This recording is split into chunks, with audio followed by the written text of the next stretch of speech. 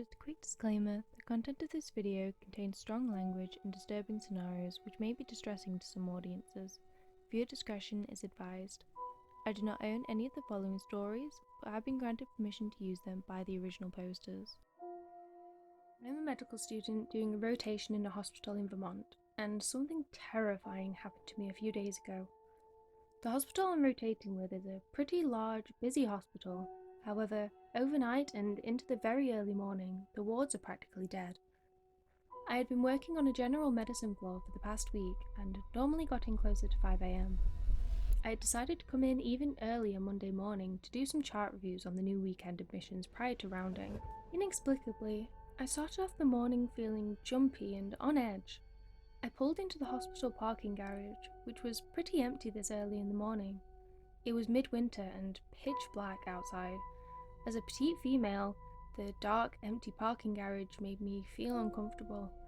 I pulled into the most well-lit parking space, and as I exited my car, I looked around in all directions just to make sure I was alone. I hurried inside, the clicking of my shoes echoing loudly throughout the empty garage. The automatic sliding doors chimed as they opened, and I began climbing the stairs, hearing the doors slide shut behind me. When I got to the top of the first flight, I heard the automatic doors chime open again behind me.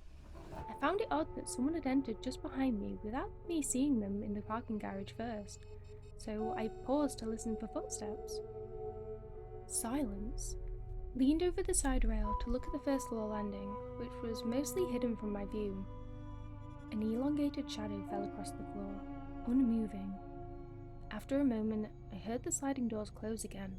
Seeing no further movement, I continued up the last flight of steps quickly, trying not to let my imagination get the best of me. I felt relieved when I finally entered the bridge to the hospital, which was well lit with bright fluorescent lights. The bridge is a long hallway leading to a main foyer, and mounted above the doorway at the end is one of those security camera monitors that shows the recording of the entire corridor. I watched the grainy image of myself walking down the hallway, my image getting larger as I got closer to the camera. As I got closer to the screen, it appeared that there was a man-sized shadow at the far end of the hallway behind me. I slowed down, squinting at the screen and turning to look behind me. No one was there. I turned back and still, in the screen, a tall, elongated shadow stood at the end of the hall, unmoving. I hurried forward, and as I turned the corner into the foyer, I glanced again behind me, still seeing nothing out of the ordinary. Perhaps it was just the poor screen quality. The security guard sat idly at the reception counter. He nodded to me as I passed. I continued down the side hallway, cut through a lounge, and got onto the back patient transport elevator. I stepped in, hit floor number 6, and leaned against the wall, pulling out my phone. The elevators in the hospital were notoriously slow, and I began scrolling through random Facebook posts as the elevator doors began to close. I heard a chime as the doors shuddered to a stop and began to open again, the way they do when someone else outside hits the up arrow to get on. I waited, figuring it was another early bird worker or patient getting in, but no one entered. The doors began to close again on their own, and then, as if someone had pressed the up button again, the doors shuddered open a second time. Annoyed, I said, "Is someone going up?" I leaned my head out to the elevator, only to find an empty hallway. I glanced around for a few moments, and then sighing, I stepped back in and mashed on the closed door button. After a few seconds, the door shut completely. I returned my attention to my phone, but looked up again when the elevator didn't begin to move. To my extreme annoyance, the elevator chimed as the doors opened yet again. This time, as the metal doors parted, I saw that the hallway outside was pitch black, the light from the elevator illuminating only a few feet in front of the doors. I blinked in confusion, trying to make sense of it. As I looked out into the darkness, I got a creepy feeling that something I couldn't see was looking back at me. The rational part of me thought that maybe it was some sort of electric malfunction, but I was so freaked out that I pressed myself against the elevator wall and jabbed frantically on the closed door button, feeling immense relief when the doors closed again and the elevator began to rise. It travelled smoothly to the 6th floor, and when the doors opened, I hurried out. I entered the medicine ward, feeling a sense of normalcy return when I passed the unit secretary chatting on the phone. Walked by the resident call room. The latch on the door read occupied, meaning the overnight resident was probably sound asleep still. I took a seat in the provider workroom, a night nurse napping with her head down on the desk behind me. I logged onto a computer and printed out the patient list for the day. Most of the patients that had been admitted the week before were still here, and I set to work, quickly forgetting the creepy events of this morning as I printed patient notes and filled out vitals. It was about 4:30 a.m. when I began seeing patients. I was in my 4th year of medical school, so waking patients up in the early morning to check in on them no longer made me feel bad. I knocked on the first patient's door, an elderly man with pneumonia, and stepped into the dark room, calling out, "Mr. Roberts?" The most annoying part about rounding this early in the morning was trying to navigate patient rooms in complete darkness. I heard a grunt from the bed, and I fumbled around the room until I found the handle to the bathroom door. I turned the knob and cracked the door open. The light from the bathroom illuminated the room enough for me to see the patient. I asked my standard set of questions, listened to the heart and lungs, palpated his abdomen, and then closed the bathroom door, casting the room in darkness again before I slipped out the door and onto the next patient. And so, I zipped from room to room, the same routine as any other morning. I was nearly at the end of my patient list when I came across room 633 on my list.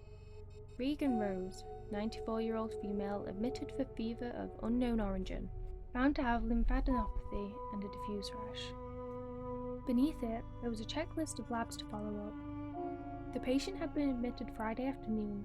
My resident had requested that I work on her admission history and physical. I remember entering the room last week to see a tiny old woman sitting on her bed, looking out the window, long stringy white hair obscuring her face.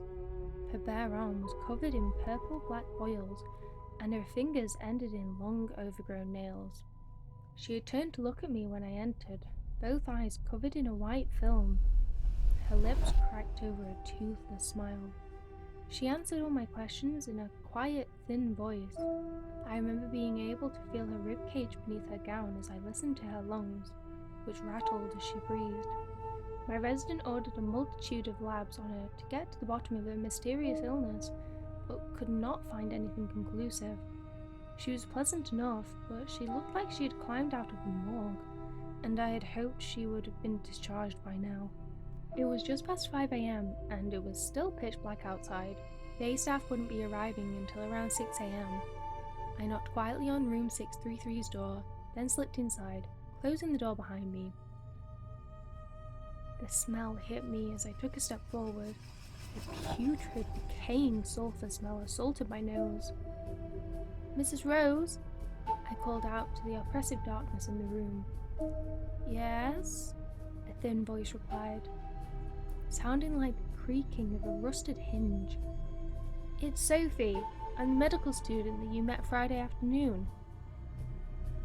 I felt my way along the wall until I reached the bathroom door. I turned the knob and reached in for the light switch. I flicked the switch on, and a light on the ceiling flickered briefly before going out again. I cursed inwardly and turned to face the room again. "It appears the bathroom light isn't working," I said, hearing the nervousness in my own voice. She did not respond. The hallway light slipped in from under the door, illuminating a small amount of the floor. The bed remained in shadow as my eyes tried to adjust to the dark. "How are you feeling this morning?" "I am doing quite well, thank you." Her voice had a strange, unnatural falsetto pitch to it. I went through my list of review of symptoms.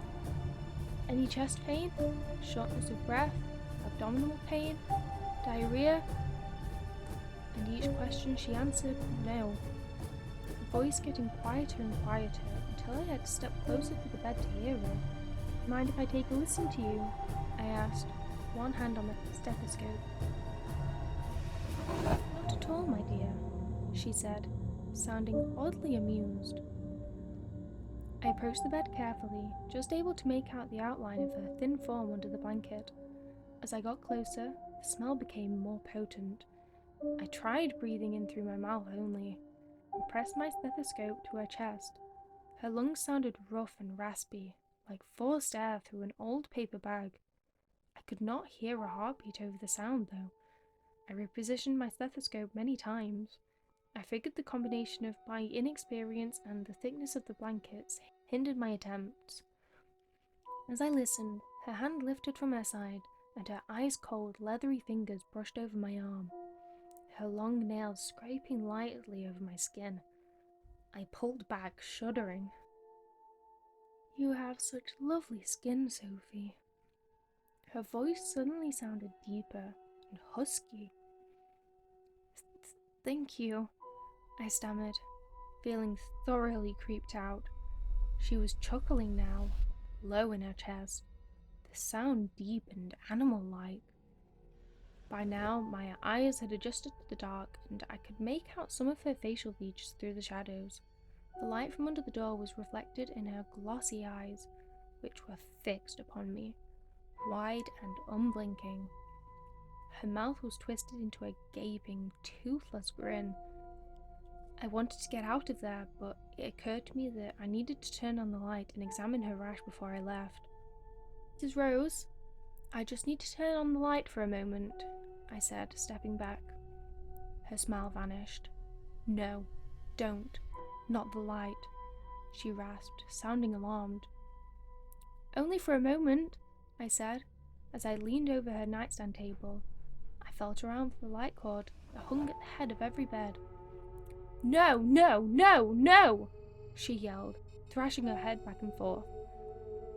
"I will turn it off when I'm done," I insisted, my fingers finding the light cord. She thrusted the blankets off and sat up abruptly, much more agile than I would have thought it possible in her condition.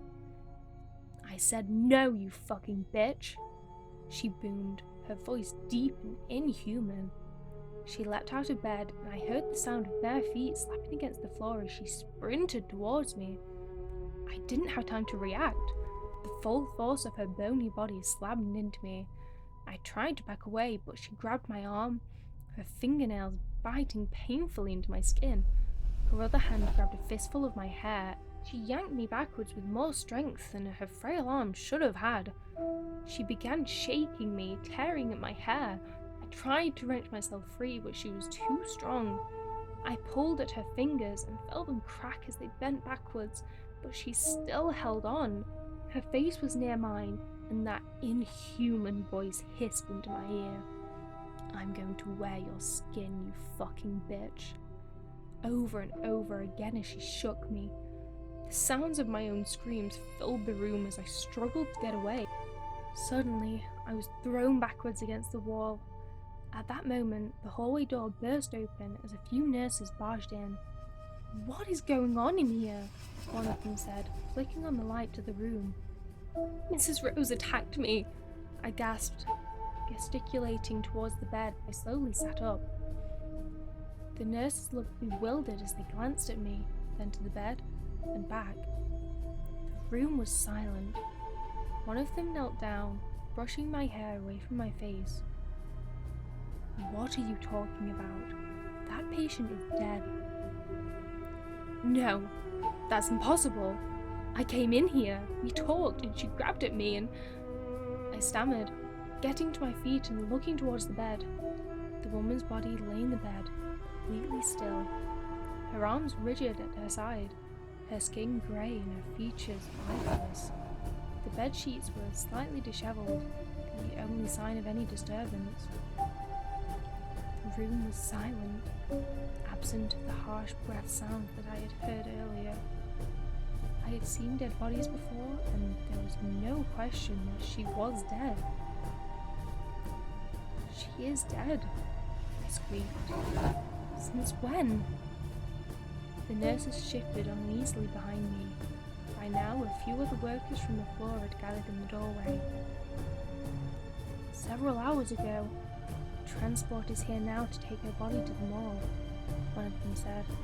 I stood there dumbly as a man entered the room, covered her face with a bedsheet, and began wheeling the bed out of the room and down the hall. I I stared after it in disbelief.